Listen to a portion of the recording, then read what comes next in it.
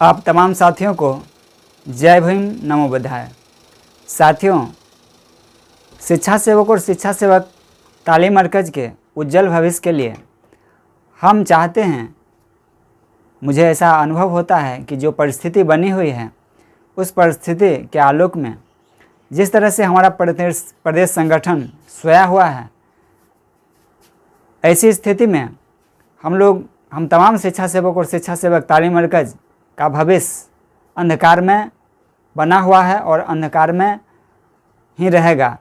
इसके लिए हम तमाम साथियों को एक नई पहल करने की ज़रूरत है। जैसा कि आप देख रहे हैं कि जो लोग हैं वह पद लिए हुए बैठे हुए हैं, न कुछ बोलते हैं, न कुछ लिखते हैं, न कोई कार्य करते हैं।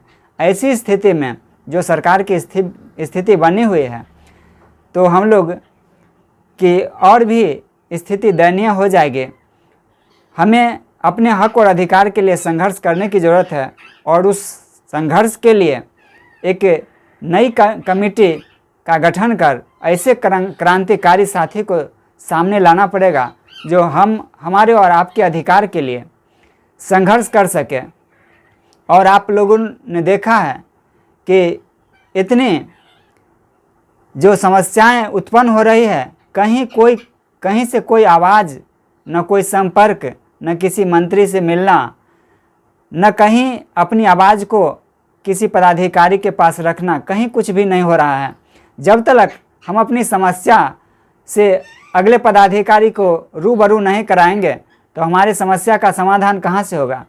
तो साथियों, जो अभी स्थिति उत्पन्न है, चूँकि अभी 3 माह से और ये चौथी माह चल रही है, शिक्षा सेवक और शिक्षा सेवक तालीम मरकज़ का जो मानदेय का भुगतान नहीं हुआ है, इसको लेकर के बड़ी समस्या है। और इस समस्या को लेकर के अभी जो एस सिद्धार्थ जी जो एसीएस बने हैं, इस समस्या को लेकर के उनके पास रखना पड़ेगा, ताकि और भी समस्या जो भी है, VC का भी समस्या है।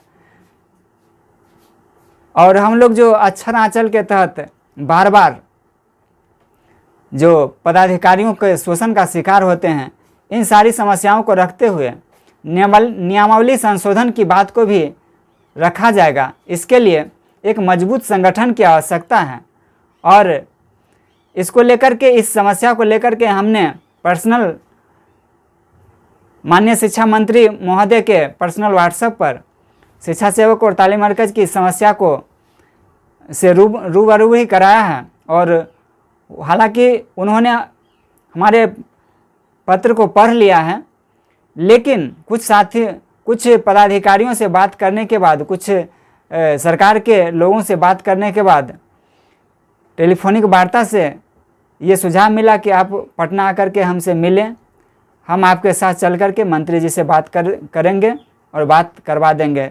तो ऐसी स्थिति में हम और आपको आगे बढ़ कर के हिस्सा लेना होगा। और जो भी कमेटी है, उस कमेटी को आप देख ही लिए हैं। ऐसी स्थिति में हम चाहते हैं कि आप तमाम साथी मिलजुल करके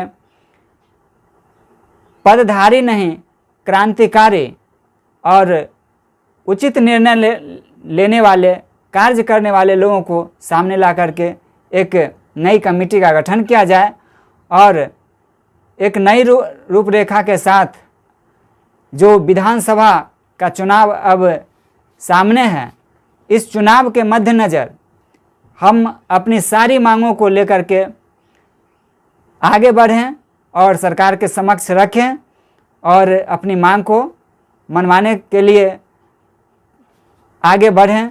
इसके लिए हम और आपको मिलजुल करके कार्य करना पड़ेगा और सोचना अब आपको है कि करना क्या है।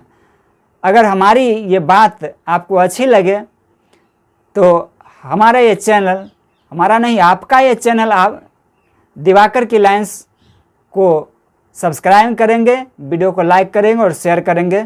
बहुत बहुत धन्यवाद।